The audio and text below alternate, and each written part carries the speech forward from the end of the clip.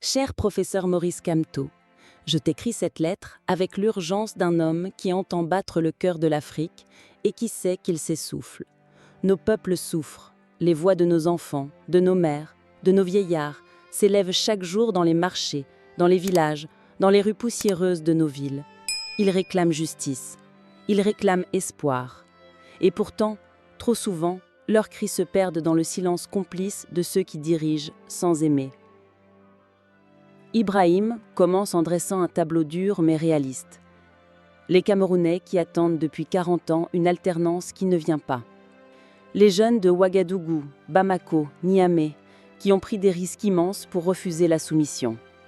Les peuples du Sahel qui refusent de mourir debout dans la faim, la misère et l'humiliation. Frère Kamto, tu sais mieux que moi combien le Cameroun porte une blessure profonde. Ce pays riche, fertile, debout comme un géant au cœur de l'Afrique, est aujourd'hui enchaîné. Enchaîné non pas par la faiblesse de ses fils, mais par le verrouillage d'un système qui ne respire plus que pour lui-même. J'ai suivi ton parcours, tes luttes, ta patience, tes sacrifices. Tu as connu l'injustice, les humiliations, les prisons. Et pourtant tu es resté debout. C'est cela, un homme politique digne de ce nom, celui qui n'abandonne pas son peuple. Ibrahim élargit son propos à l'ensemble du continent. Il parle de l'Afrique qui tremble, mais qui refuse désormais d'être piétinée. Il rappelle que ce n'est pas seulement une affaire de frontières, mais de destin collectif. C'est pourquoi cette lettre n'est pas seulement adressée à toi, Kamto. Elle est adressée, à travers toi, au Cameroun tout entier, et au-delà, à l'Afrique qui refuse de mourir. Car ce qui se joue dans ton pays dépasse les collines de Yaoundé et les plaines du Nord. Ce qui se joue, c'est la preuve donnée au monde que les Africains peuvent s'unir pour arracher leur liberté sans attendre le feu vert des puissances étrangères. Puis il installe le ton de la gravité historique. Les peuples africains sont debout, mais ils sont fatigués. Fatigués des promesses qui ne se réalisent jamais. Fatigués des élections confisquées, des tribunaux qui jugent non pour le droit, mais pour le pouvoir. Des dirigeants qui s'accrochent au fauteuil comme à une bouée de sauvetage. Voilà pourquoi j'élève la voix aujourd'hui, pour te dire, frère Kamto, que l'Afrique attend de toi un geste. Elle attend une décision. Elle attend une rupture. Ne doute pas de la force de cette lettre, car elle ne vient pas seulement d'un capitaine du Sahel. Elle vient des entrailles d'un continent qui crie sa soif de justice. Frère Kamto, si je prends la plume aujourd'hui, ce n'est pas seulement pour t'exhorter, mais aussi pour te rappeler les leçons que nous avons tous apprises au prix du sang. L'Afrique a toujours perdu ses batailles lorsque ses fils ont préféré la rivalité à l'unité. Regarde notre histoire. À chaque fois que nous nous sommes divisés, l'ennemi a triomphé. À chaque fois que nous avons fait passer nos égaux avant nos peuples, nos nations se sont écroulées. Ibrahim convoque la mémoire collective. Les indépendances trahies, quand les pères fondateurs n'ont pas réussi à maintenir un front uni, les coups d'État et manipulations orchestrées de l'extérieur, facilités par les querelles internes, le poids des dictatures africaines, souvent installées parce que l'opposition s'est fragmentée. Tu sais, frère, que la division est l'arme la plus puissante de ceux qui veulent nous dominer. Quand un peuple se lève mais que ses leaders se déchirent, la victoire s'éloigne comme un mirage. L'histoire du Cameroun en est un exemple. En 1992, lors de cette élection où le peuple voulait l'alternance, l'opposition n'a pas su parler d'une seule voix. Résultat, 30 ans supplémentaires de confiscation du pouvoir. Il insiste sur l'importance des alliances, même difficiles. Les alliances ne sont jamais parfaites. Elles sont faites de compromis, de doutes, parfois même de méfiance, mais elles sont nécessaires. Sans alliance, aucun peuple ne peut renverser une dictature installée depuis des décennies. Voilà la leçon que nous devons retenir.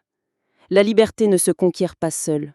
Elle se conquiert ensemble, dans l'unité des cœurs et des voix.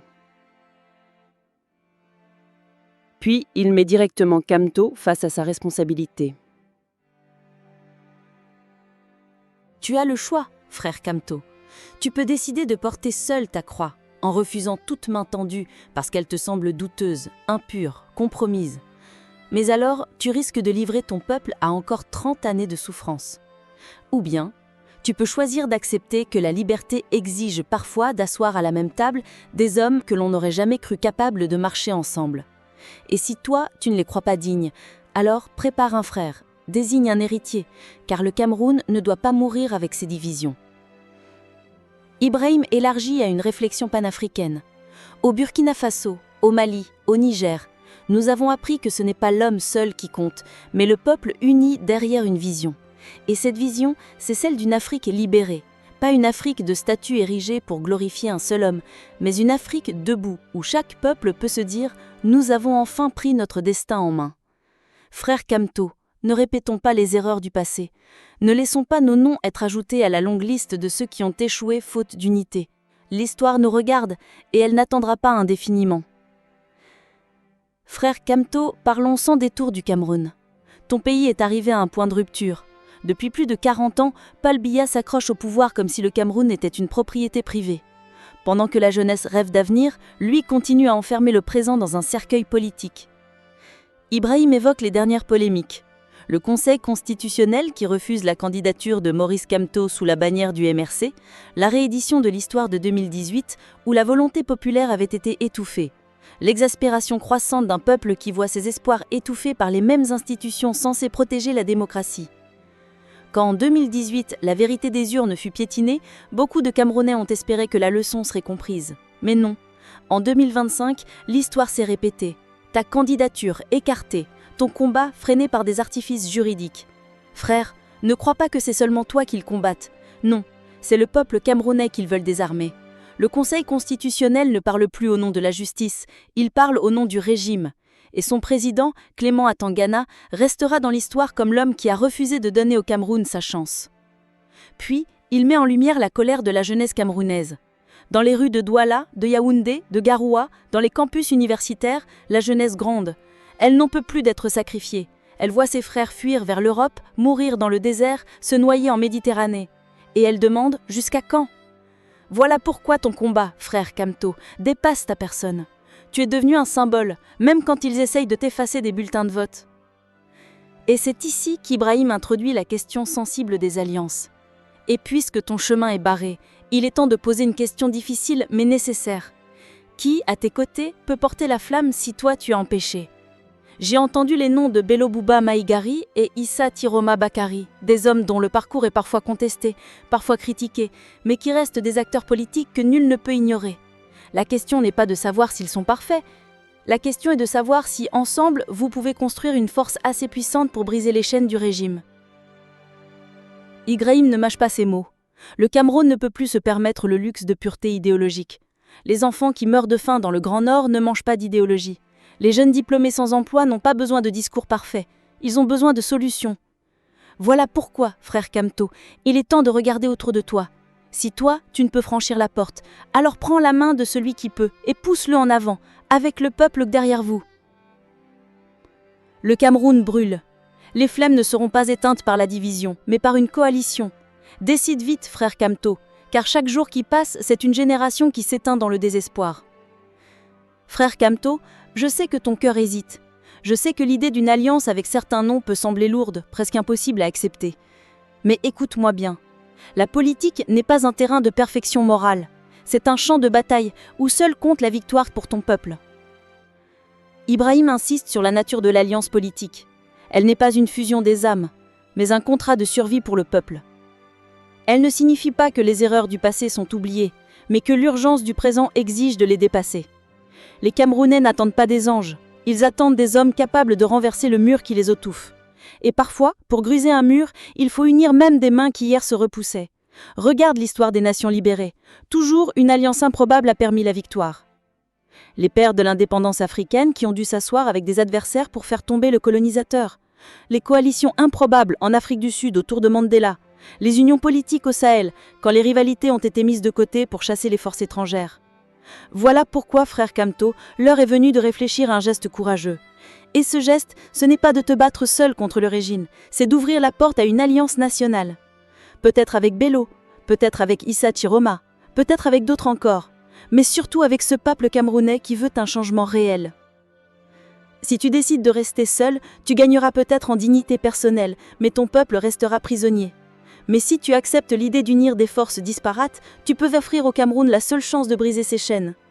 Et sache une chose, le peuple n'oublie pas les sacrifices. Si demain tu acceptes de céder ta place pour la victoire collective, l'histoire dira que Maurice Kamto fut celui qui a choisi le Cameroun avant lui-même. Il évoque l'importance de la succession et du relais. Un vrai leader, ce n'est pas seulement celui qui se bat pour être élu. C'est celui qui prépare d'autres à porter le flambeau. L'histoire retiendra toujours celui qui, au moment crucial, a préféré léguer la victoire plutôt que d'imposer sa personne. Enfin, il conclut sur une exhortation forte. Frère Kamto, le Cameroun attend son alliance historique. Toi seul peux l'inspirer, toi seul peux l'initier. Si tu ne le fais pas, qui le fera? Et si ce n'est pas maintenant, quand? Frère Kamto, ce que tu vis au Cameroun n'est pas isolé. C'est le miroir de ce que vivent tant de peuples africains. Des institutions confisquées, des peuples muselés, des leaders réduits au silence. Mais rappelle-toi, chaque fois qu'un peuple d'Afrique s'est levé, ce n'est pas seulement pour lui-même, c'était pour tout le continent. Ibrahim fait un parallèle. Le Burkina Faso, le Mali, le Niger qui ont dit non aux ingérences étrangères. L'Afrique du Sud qui a renversé l'apartheid par une alliance nationale. Les pays qui, malgré la douleur, ont trouvé dans leur unité la clé de leur libération. Voilà pourquoi ton choix ne concerne pas seulement les Camerounais. Il concerne le Nigérian qui souffre au nord, le Congolais qui pleure à l'est, le Burkinabé qui se bat au Sahel.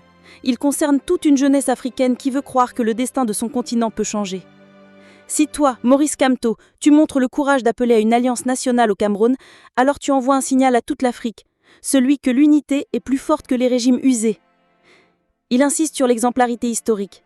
Ne doute pas, frère, ce que tu feras sera étudié demain dans les livres d'histoire. On dira, en 2025, quand tout semblait perdu, un homme a choisi l'unité au lieu de la division. Et c'est ainsi que le Cameroun s'est libéré. Voilà le serment que je t'invite à prononcer. Non pas un serment à toi-même, ni même à ton parti, mais un serment au Cameroun et à toute l'Afrique entière. Puis, il fait vibrer l'appel panafricain. Jurons ensemble, frères, que jamais plus nous ne laisserons nos peuples être piégés par la division. Jurons que chaque fois qu'un dirigeant s'accrochera au pouvoir contre la volonté du peuple, nous serons solidaires pour dire assez. Jurons que l'Afrique appartient à ses enfants et non à des régimes qui se croient éternels. Et enfin, il termine la lettre sur une note de feu et d'espoir. Frère Kamto, choisis l'unité, inspire le Cameroun, inspire l'Afrique. Car si demain le Cameroun se lève, alors toute l'Afrique se lèvera. Et ce jour-là, nos ancêtres pourront enfin sourire en voyant que leurs enfants ont tenu le serment de liberté. Merci d'avoir suivi cette histoire jusqu'au bout. Si elle vous a touché, intrigué ou simplement fait réfléchir, c'est le moment de soutenir cette chaîne. Abonnez-vous dès maintenant et activez la cloche de notification pour ne manquer aucune de nos prochaines vidéos. Ici, nous donnons la parole aux récits, aux idées et aux rêves d'une Afrique qui se lève. Une Afrique qui refuse la résignation. Et c'est grâce à vous que ce mouvement peut grandir. Chaque abonnement, chaque like et chaque partage est une force supplémentaire pour faire entendre ces voix. Alors, rejoignez cette communauté engagée. Abonnez-vous, commentez et partagez autour de vous. Ensemble, faisons de cet espace de réflexion, d'unité et de changement.